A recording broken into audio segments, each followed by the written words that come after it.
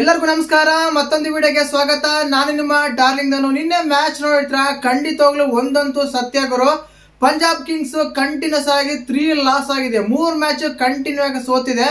ಒಂದಂತೂ ಸತ್ಯ, ಯಾವತ್ತಾದ್ರೆ ಇವರು RCBಗೆ 4 ಓವರ್ಗೆ 49 ಹೊಡೆದಿದ್ದೀನಿ ಅಂತ ಟ್ರೋಲ್ ಮಾಡಿಕೊಂಡು ಟ್ವೀಟ್ ಮಾಡಿದ್ರು, ಇನ್ಸ್ಟಾಗ್ರಾಮ್ ಪೋಸ್ಟ್ ಮಾಡಿದ್ರು, ಆವತ್ತಿಂದ ಕಂಟಿನ್ಯೂಸ್ ಆಗಿ ಮ್ಯಾಚ್ ಸೋಲ್ತಾನೆ ಇದ್ದಾರೆ. RCBಯ ಫ್ಯಾನ್ಸಿನ ಒಂದು ಶಾಪ ತಟ್ಟೆ ಬಿಡ್ತಾ ಪಂಜಾಬ್ಗೆ ಅಂದ್ರೆ 100% ಸತ್ಯ ಗುರು. ಯಾಕೆಂದ್ರೆ ಅಲ್ಲಿವರೆಗೂ ಅವರು ಒಂದು ಮ್ಯಾಚ್ ಕೂಡ ಸೋತಿರ್ಲಿಲ್ಲ. ಕಂಟಿನ್ಯೂಸ್ ಆಗಿ ಅನ್ಬಿಟನ್ ಆಗ್ತಾ ಇತ್ತು. ಪ್ರತಿ ಮ್ಯಾಚ್ ಈಸಿಯಾಗಿ ಹೊಡ್ಕೊಂಡ್ ಬರ್ತಾ ಇದ್ರು. ಫಸ್ಟ್ ಬ್ಯಾಟಿಂಗ್ ಆಗ್ಲಿ ಸೆಕೆಂಡ್ ಬ್ಯಾಟಿಂಗ್ ಆಗ್ಲಿ ಈಸಿಯಾಗಿ ಗೆಲ್ತಾ ಇದ್ರು. ಯಾವತ್ತಾದ್ರೆ RCBನ 49 ಟ್ರೋಲ್ ಮಾಡಿದ್ರು, ಆವತ್ತಿಂದ ಅವರ ಸೋಲಿಗೆ ಶುರು. ಆವತ್ತಿಂದ ಇವತ್ತವರೆಗೂ ಕಮ್ ಬ್ಯಾಕ್ ಮಾಡಕ್ ಆಗೇ ಇಲ್ಲ. ಯಾವುದೋ ಒಂದು ರೀತಿಯಲ್ಲಿ ಅವರಿಗೆ ಕಾಡ್ತಾ ಇದೆ. Especially catches win the matches ಅಂತೀವಿ, ಆ ಕ್ಯಾಚ್ಗಳನ್ನು ಬಿಡ್ತಾನೇ ಇದ್ದಾರೆ. ನಿನ್ನೆ ಅದ್ರ 4 ಕ್ಯಾಚ್ ಒಂದು ಸ್ಟಂಪ್. ಆಕ್ಚುಲಿ ಹೈದರಾಬಾದ್ ಆ ಸ್ಕೋರ್ ಹೋಗ್ತಾನೆ ಇರ್ಲಿಲ್ಲ ಗುರು. ಖಂಡಿತವಾಗ್ಲು ಆಕ್ಚುಲಿ ಇಶಾನ್ ಕಿಶನ್ಗೆ 2 ಲೈಫ್, ಅದಾದ್ಮೇಲೆ ಇವ್ರಿಗೆ ಕ್ಲಾಸನ್ಗೆ 2 ಲೈಫ್. ಆ ಸ್ಕೋರ್ ಹೋಗಕ್ಕೆ ಅವರೇ ರೀಸನ್ ಅಲ್ಲಿ ಮೇನ್ ಆಗಿ. ನಿತೀಶ್ ಕುಮಾರ್ ರೆಡ್ಡಿ 1 ಲೈಫ್ ಕೊಡ್ತಾರೆ. ಖಂಡಿತವಾಗ್ಲು ಎಲ್ಲೋ ಒಂದ್ ಕಡೆ RCBಯ ಫ್ಯಾನ್ಸಿನ ಒಂದು ಶಾಪ ತಟ್ತಾ ಇದೆ ಪಂಜಾಬ್ಗೆ ಅಂತ ಕ್ಲಿಯರ್ ಕಟ್ ಆಗಿ ಗೊತ್ತಾಗ್ತಾ ಇದೆ. ಅವರು ಏನಕ್ಕೆ ಸೋಲ್ತಾ ಇದಾರೆ ಗೊತ್ತಿಲ್ಲ, ಬಟ್ ಫ್ಯಾನ್ಸ್ ಮಾತ್ರ ಟ್ರೋಲ್ ಮಾಡಿದ್ರೆ ಮಾತ್ರ ಇದೇ ವಿಷಯನ ನಮ್ಮನ್ ಕೆಣಕ್ ಬೇಡ. ಕರ್ಮ ಇಸ್ ಬ್ಯಾಕ್. ಕರ್ಮ ಸುಮ್ಮನೆ ಬಿಡಲ್ಲ.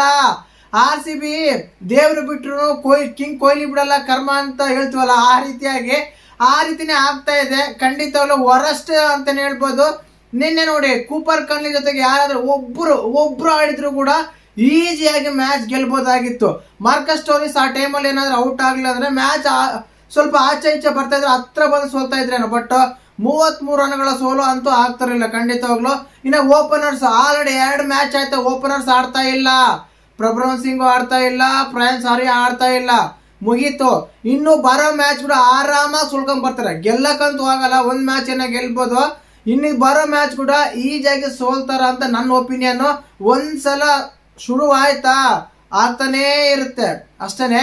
ಗೆದ್ರೆ ಗೆಲ್ತಾನೆ ಇರ್ತಾರೆ, ಸೋತ್ರೆ ಸೋಲ್ತಾನೆ ಇರ್ತಾರೆ. ಆ ರೀತಿ ಆಗುತ್ತೆ ಖಂಡಿತವಾಗ್ಲು ಪಂಜಾಬ್ಗೆ. ಇನ್ನು ಮುಂದಿನ ದಿನಗಳಲ್ಲಿ ಕೂಡ ಆಗೋದು ಅದೇ, ಸರಿನಾ? ಆ ರೀತಿ ಆಗ್ತಾ ಇದೆ. ಮ್ಯಾಚ್ ಬಗ್ಗೆ ಮಾತಾಡಲೇಬೇಕಂದ್ರೆ ಖಂಡಿತವಾಗ್ಲು ಗೊತ್ತೇ ಇರುತ್ತೆ. ಹೈದರಾಬಾದ್ ಒಳ್ಳೆ ಬ್ಯಾಟಿಂಗು. ಎಕ್ಸ್ಪೆಷಲಿ ಹೈದರಾಬಾದ್ ಏನಂದ್ರೆ ಇಲ್ಲಿವರೆಗೂ 220 ರನ್ ಮೇಲೆ 11 ಸಲ ಹೊಡೆದಿದ್ದಾರೆ, 11 ಸಲ ಕೂಡ ಗೆದ್ದಿದ್ದಾರೆ. ಒಂದ್ಸಲ ಕೂಡ ಅವ್ರಿಗೆ ಚೇಂಜ್ ಮಾಡಕ್ ಚಾನ್ಸೇ ಕೊಟ್ಟಿಲ್ಲ. 220+ ಸ್ಕೋರ್ ಹೊಡೆದ್ರೆ 11 ಮ್ಯಾಚ್ಗಳಲ್ಲಿ 11 ಮ್ಯಾಚ್ ಗೆದ್ದಿದ್ದಾರೆ. 11 ಮ್ಯಾಚ್ ಡಿಫೆಂಡ್ ಮಾಡ್ಕೊಂಡಿದ್ದಾರೆ. ಎಕ್ಸ್ಪೆಷಲಿ ಈ ಸೀಸನ್ ಅಲ್ಲಿ ಹೆಚ್ಚಾಗಿ ಡಿಫೆಂಡ್ ಮಾಡ್ಕೊಂಡು ಗೆದ್ದಿರೋದು ಸನ್ರೈಸ್ ಹೈದರಾಬಾದ್. ಇನ್ನು ಯಾವ ಟೀಮು ಗೆದ್ದಿಲ್ಲ. ಅವ್ರು 220 230 ಸ್ಕೋರ್ ಹೊಡೆದವ್ರೆ ಅಂದ್ರೆ ಈಸಿಯಾಗಿ ಡಿಫೆಂಡ್ ಮಾಡ್ಕೊಂತಾರೆ. ಆ ರೀತಿ ಆಗ್ತಾ ಇದೆ. ಎಕ್ಸ್ಪೆಷಲಿ ಸನ್ರೈಸ್ ಬಂದಾಗ ಖಂಡಿತವಾಗ್ಲೂ ಒಳ್ಳೆ ಬ್ಯಾಟಿಂಗ್ ಆಡಿದ್ರು, ಬೇಗನೆ ಔಟ್ ಆದ್ರು. ಯಾರು ಅಭಿಷೇಕ್ ಶರ್ಮಾ, ಅದಾದ್ಮೇಲೆ ಅದ್ಭುತವಾಗಿ ಹೆಡ್ ಆಗಿರ್ಬೋದು, ಇಶಾನ್ ಕಿಶನ್ ಆಗಿರ್ಬೋದು, ಕ್ಲಾಸನ್ ಆಗಿರ್ಬೋದು, ಅದಾದ್ಮೇಲೆ ನಿತೀಶ್ ಕುಮಾರ್ ರೆಡ್ಡಿ ಆಗಿರ್ಬೋದು, ಒಳ್ಳೆ ಬ್ಯಾಟಿಂಗ್ ಆಡ್ತಾರೆ, ಒಳ್ಳೆ ಸ್ಕೋರ್ ಕೂಡ ಮಾಡ್ತಾರೆ. ಕೊನೆಗೆ 236 ಸ್ಕೋರ್ ಮಾಡ್ತಾರೆ. ಖಂಡಿತವಾಗ್ಲು ಒಳ್ಳೆ ಸ್ಕೋರ್ ಏನೇ ಅನ್ಸಿತ್ತು. ಬಟ್ ಏನ್ ಗೊತ್ತಾ, ಇವರು 264 ಚೇಂಜ್ ಮಾಡಿರೋರು, 244 ಚೇಂಜ್ ಮಾಡಿರೋರು.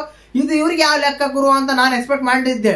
ಬಟ್ ಅಲ್ಲಿ ಆ ರೀತಿ ಏನು ಆಗ್ಲಿಲ್ಲ, ಸೋತೆ ಬಿಟ್ರು ಕೊನೆಗೆ.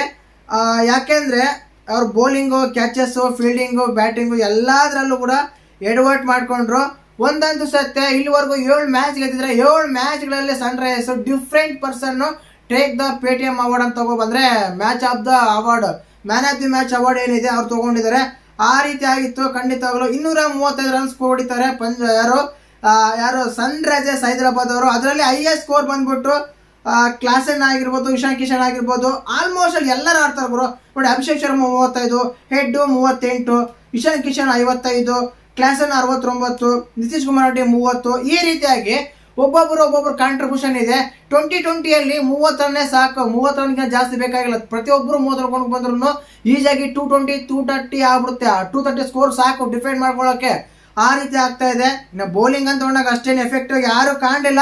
ಎಕ್ಸ್ಪೆಷಲಿ ಪಂಜಾಬ್ ಕಿಂಗ್ಸ್ ಅಲ್ಲಿ 2 ಎಫೆಕ್ಟ್ ಆಗ್ತಿರೋದು. ಇಷ್ಟು ದಿನ 2 ಎಫೆಕ್ಟ್ ಆಗ್ತಾ ಇತ್ತು, ಈಗ 3 ಎಫೆಕ್ಟ್ ಆಗ್ತಾ ಇದೆ. ಯಾಕಂದ್ರೆ ಬ್ಯಾಟ್ಸರ್ ತುಂಬಾ ಚೆನ್ನಾಗಿ ಆಡ್ತಾ ಇದ್ರು, ಬಟ್ ಬೌಲಿಂಗ್ ಅಲ್ಲಿ ಎಡವಟ್ಟು ಆಗ್ತಾ ಇತ್ತು. ಈಗ ಫೀಲ್ಡಿಂಗು, ಬೌಲಿಂಗು, ಬ್ಯಾಟಿಂಗು 3 ಎಡವಟ್ಟು ಆಗ್ತಾ ಇದೆ. ಎಕ್ಸ್ಪೆಷಲಿ ಇವ್ರ ಬೌಲಿಂಗ್ ಅಂತೂ ಎಷ್ಟೊಂದು ಏನಿಲ್ಲ, ಬೌಲಿಂಗ್ ಚೆನ್ನಾಗೆ ಆಗ್ತಾ ಇಲ್ಲ. ಜಾನ್ಸನ್ ಆಗಿರ್ಬೋದು, ಅದೇ ರೀತಿಯಾಗಿ ಬಟ್ಲೆ ಆಗಿರ್ಬೋದು, ನಿನ್ನೆ ವೈಜಾಗ್ ಅಭಿಷೇಕ್ ಕುಮಾರ್ ಆಗಿರ್ಬೋದು, ಚಹಲ್ ಪರವಾಗಿಲ್ಲ ಅನ್ಸ್ಕೊಂಡ್ರು ಕೂಡ ಅಲ್ಲಿರೋ ಫೀಲ್ಡರ್ಗಳು ಕ್ಯಾಚ್ ಹಿಡಿತಾ ಇಲ್ಲ. ಆ ರೀತಿ ಆಗ್ತಾ ಇದೆ ಖಂಡಿತವಾಗ್ಲು. ಕೊನೆಗೂ 235 ಸ್ಕೋರ್ ಮಾಡ್ತಾರೆ. ಸೂಪರ್ವಾಗಿ ಬ್ಯಾಟಿಂಗು ಚೆನ್ನಾಗಿ ಆಡ್ತಾರೆ. ಬಟ್ ಬೌಲಿಂಗ್ ಅಂತ ತಗೊಂಡಾಗ ಖಂಡಿತ ಅವರು ಎಕ್ಸ್ಪೆಕ್ಟ್ ಮಾಡಿರಲಿಲ್ಲ ಇವರು ಇಷ್ಟು ಬೇಗ ಔಟ್ ಆಗ್ತಾರೆ ಅಂತ. ಓಪನರ್ಸ್ ಪ್ರಭ್ವನ್ ಸಿಂಗ್ ಆಗಿರ್ಬೋದು, ಪ್ರಿಯಾಂಶ್ ಆರ್ಯ ಆಗಿರ್ಬೋದು, ಅದಾದ್ಮೇಲೆ ಶ್ರೇಯಸ್ ಅಯ್ಯರ್ ಕೂಡ 3 ಮ್ಯಾಚ್ ಆಯ್ತು, ಅವರು ಆಡ್ತಾನೆ ಇಲ್ಲ ಗುರು. ಶ್ರೇಯಸ್ ಅಯ್ಯರ್ ಕೂಡ ಖಂಡಿತವಾಗ್ಲು ಇವ್ರಿಗೆಲ್ಲೋ ಲಕ್ಕ ಹೊಡೆದಿದೆ ಗುರು. ನಮ್ಮ RCB ಫ್ಯಾನ್ಸಿನ ಶಾಪ್ ಅಂತ ನಾನು ಮತ್ತೊಮ್ಮೆ ಹೇಳಕ್ ಇಷ್ಟಪಡ್ತೀನಿ. ಖಂಡಿತವಾಗ್ಲು ಪ್ರಿಯಾಂಶ್ ಆರ್ಯ ಲಾಸ್ಟ್ ಮ್ಯಾಚ್ ಡಕ್ಔಟ್. ಈ ಮ್ಯಾಚ್ 1, ಪ್ರಭ್ವನ್ ಸಿಂಗ್ ಬರೀ 3, ಶ್ರೇಯಸ್ ಅಯ್ಯರ್ 5ಕ್ಕೆ ಔಟ್ ಆಗ್ತಾರೆ. ಕೇವಲ 30 ರನ್ಗಳ ಒಳಗಡೆ 3 ವಿಕೆಟ್ ಕಳ್ಕೊಂತಾರೆ ಇವರು.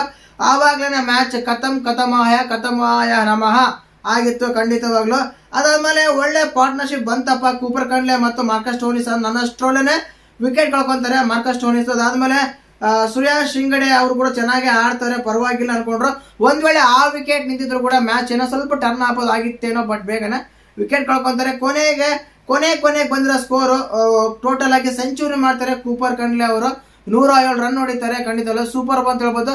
ಅಂದ್ರೆ ಮ್ಯಾಚ್ ವಿನ್ನಿಂಗ್ ಸ್ಕೋರ್ ಆಗ್ಲಿಲ್ಲ, ಅದು ಮ್ಯಾಚ್ ವಿನ್ನಿಂಗ್ ಆಗಿದೆ, ಸಖತ್ತಾಗಿರೋದು.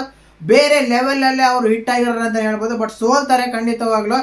ಇನ್ನು ಅದಾದ್ಮೇಲೆ ಮೇನ್ ಆಗಿ ಈ ಮ್ಯಾಚ್ ಅಲ್ಲಿ ನಡೆದಿದ್ದ ಘನಘೋರ ಸಂಗತಿಗಳು ಏನಾದ್ರು ಇದಾವ ಅಂದ್ರೆ ಅದು ಪಂಜಾಬ್ ಅವರ ಒಂದು ಫೀಲ್ಡಿಂಗ್ಗಳೇ. ಯಾಕೆಂದ್ರೆ 1-2 ಆಗೋರು ಎಷ್ಟು ಕ್ಯಾಚ್ ಬಿಟ್ರಪ್ಪ ಅವರು. ಸಖತ್ತಾಗಿ ಫೀಲ್ಡಿಂಗ್ ಅಲ್ಲಂತೂ ಓಲಿ ಅವೇನು ಕಷ್ಟ ಕ್ಯಾಚ್ಗಳಲ್ಲ, ಈಜಾಗಿರೋ ಕ್ಯಾಚ್ಗಳೇ. ಈಜಾಗಿ ಪಿಕ್ ಮಾಡ್ಬೋದಾಗಿತ್ತು, ಈಜಾಗಿ ಕ್ಯಾಚ್ನ ಪಡಿಬೋದಾಗಿತ್ತು.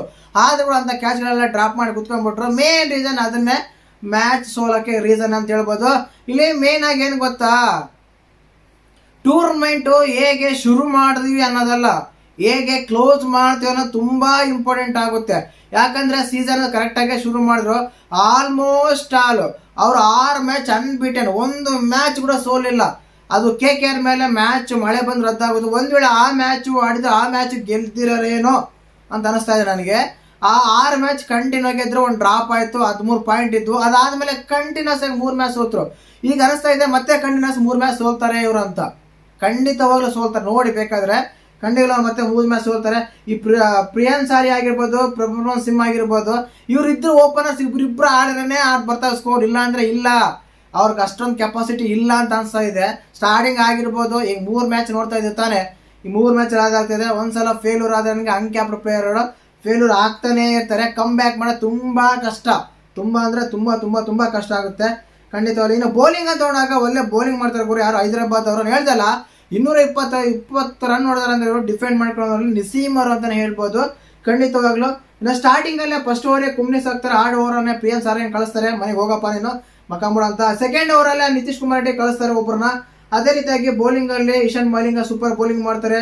ಶಕೀಬ್ ಹುಸೇನ್ ಆಗಿರ್ಬೋದು, ಶಿವಾಂಗ್ ಕುಮಾರ್ ಆಗಿರ್ಬೋದು, ಪರವಾಗಿಲ್ಲ ಪರ್ಫಾರ್ಮೆನ್ಸ್ ಮಾಡಿದ್ರು. But 200 run ನೋಡ್ಸ್ಕೊಂತಾರೆ. ಮೇನ್ ಆಗಿ ಸೀಸನ್ ಹಿಡಿದಿರೋದೆ 200 ಮೇಲೆ ರನ್ಸ್ ಬರ್ತವೆ. ಇನ್ನು ಅದಾದ್ಮೇಲೆ ನನ್ನ ವಿಡಿಯೋಗೆ ನಿನ್ನೆ ಯಾರು ಕೂಡ ಕಮೆಂಟ್ ಮಾಡಿರಲಿಲ್ಲ SRH ಗೆಲ್ಲುತ್ತೆ ಅಂತ. ನಾನು ಪಿಟಿಷನ್ ಮಾಡಿದೆ SRH ಗೆಲ್ಲುತ್ತೆ ಅಂತ, ಬಟ್ ಬೇರೆ ಯಾರು ಪಿಟಿಷನ್ ಮಾಡಿರಲಿಲ್ಲ. ಆಲ್ಮೋಸ್ಟ್ ಅಲ್ಲಿ ಎಲ್ಲರೂ ಕೂಡ ಪಂಜಾಬ್ ಅಂತಾನೆ ಪಿಟಿಷನ್ ಮಾಡಿದ್ರು. ಖಂಡಿತವಾಗ್ಲೂ ಪಂಜಾಬ್ ಅಂತೂ ಕೊನೆಗೂ ಸೋತೆ ಬಿಡ್ತು. ಮತ್ತೆ ಇದ್ರ ಬಗ್ಗೆ ನಿಮ್ಮ ಅನಿಸಿಕೆ ಏನಂತ ಕಮೆಂಟ್ ಮಾಡಿ. ವಿಡಿಯೋ ಇಷ್ಟ ಆದರೆ ಲೈಕ್ ಮಾಡಿ, ಶೇರ್ ಮಾಡಿ, ಸಬ್ಸ್ಕ್ರೈಬ್ ಮಾಡಿ. ಜೈ ಹಿಂದ್, ಜೈ ಕರ್ನಾಟಕ. ಮತ್ತೆ